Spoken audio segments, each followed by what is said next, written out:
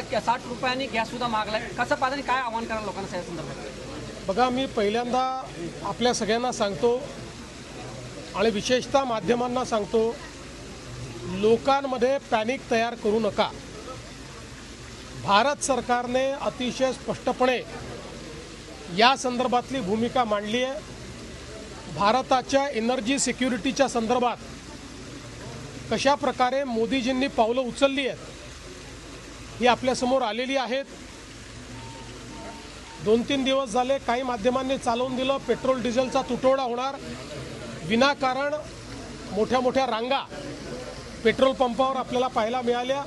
भारत सरकारने सांगितलं अशी कुठलीही कमतरता होणार नाही। त्यामुळे युद्धजन्य परिस्थिती आहे, जी परिस्थिती उद्भवेल त्याचा सामना करण्याकरता भारत सरकार मोदीजींच्या नेतृत्वात सक्षमपणे उभा आहे। महाराष्ट्र शासनाच्या ग्रामविकास विभागाने आणि रामभाऊ मार्गी प्रबोधिनीने राज्यभरातल्या नेतृत्व करणाऱ्या ज्या ग्रामीण भागातील महिला जनप्रतिनिधी आहेत त्यांचा नारी शक्ती संगम हा या ठिकाणी आयोजित केला आहे। राज्यभरातनं 2 दिवसाच्या प्रशिक्षण आणि प्रबोधनाकरता सगळ्या महिला प्रतिनिधी या ठिकाणी आलेल्या आहेत। या कार्यक्रमाचं उद्घाटन करण्याकरता मी आलो होतो।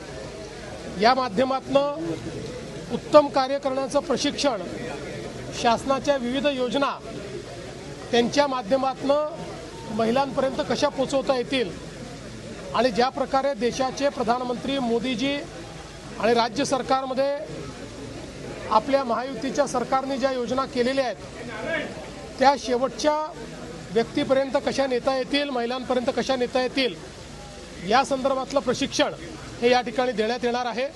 आणि म्हणूनच या कार्यक्रमाला मी आलो आणि विशेषतः याचं औचित्य असं आहे की डॉक्टर मुथुलक्ष्मी रेड्डी भारतातल्या पहिल्या महिला लोकप्रतिनिधी म्हणून त्यांची तमिळनाडू विधानसभेत निवड झाली होती।